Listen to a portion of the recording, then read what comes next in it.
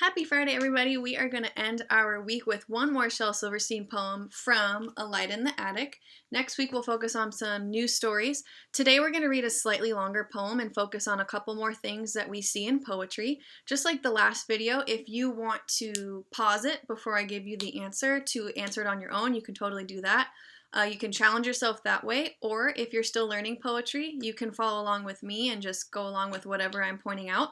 You can also pause the video if you want to read it on your own. So I'll post it up there right now. So you can pause it if you want to read it and follow along with just the text. And then I'll get started. So today we're reading Rock and Roll Band.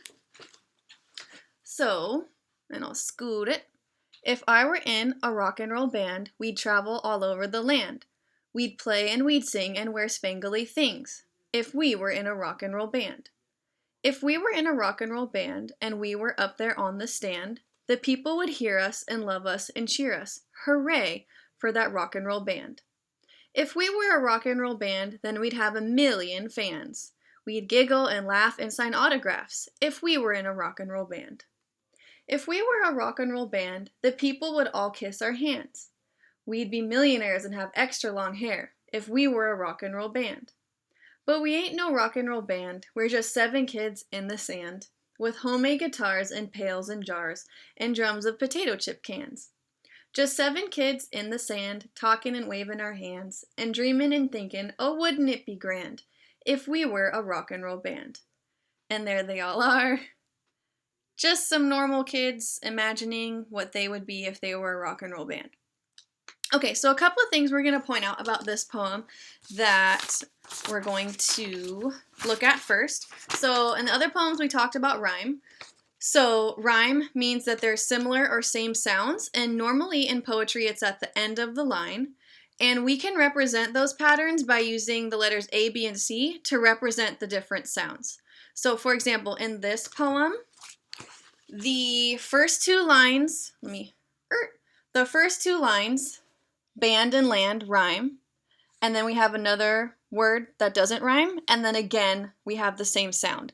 So this pattern would be known as an AABA pattern. So you're going to assign one of the letters, like A, B, or C, to one of the sounds, and then it repeats. So since there's an A and D at the end of the first, the second, and the fourth line, we're going to represent that as an A.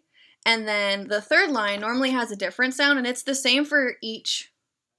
Another word we're going to learn is stanza. We'll come back to that. So it's the same pattern in each stanza.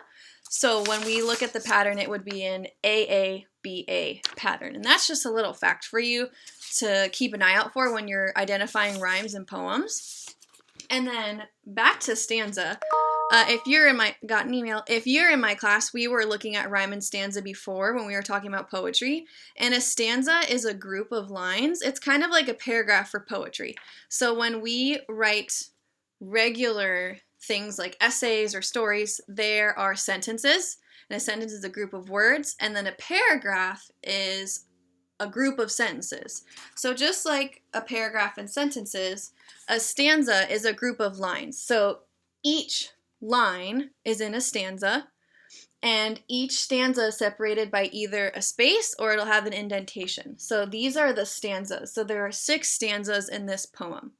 So those are 2 terms that we're just reviewing. And if you are in my class already, it's definitely review. If you didn't know this already, boom, the more you know. And so now we're going to move on to look at some other aspects in this poem. So we focus on this in the other videos. There's repetition. So it could be phrases or words that are repeated. And then when you read it out loud, you notice things that you're saying over and over again. And then when you hear it, you can notice it as well. So when I was reading, I noticed that we hear if we were a rock and roll band over and over again. So that's what was repeated is that phrase, if we were a rock and roll band. And then there's always a reason. Why do you think Shel Silverstein repeated if we were in a rock and roll band? So you can think to yourself, you can pause and think. I think that he repeated it to remind the reader that the kids really want to be in that rock and roll band. That's their dream. That's what they're imagining. They're excited about it. And so when we hear it, when we're having it read to us, or if we're reading it on our own, it keeps going over and over again. We get it. We know you want to be in a rock and roll band. But that's the purpose, is so that we know that the speakers, the kids in the story, are super excited, and that's their main goal. And the last thing we're going to look at is author's purpose. So, why did Shel Silverstein, why did he write this piece? And here are some review terms for some examples. So, was he writing this to inform us about something, to teach a lesson, to be entertaining, to be funny, or to make a point? So you can think about that on your own if you have an idea of why you think Shel Silverstein wrote this.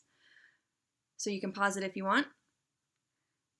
And then I will go ahead. I think he has multiple purposes, and it can always be more than one. So I think he was trying to be entertaining. So it is entertaining to think about becoming a rock star when you're a kid. So you think about it. If you're a kid, that might be a good idea. If you're an adult reading it, you might remember when you were a kid and think about it. So it's entertaining.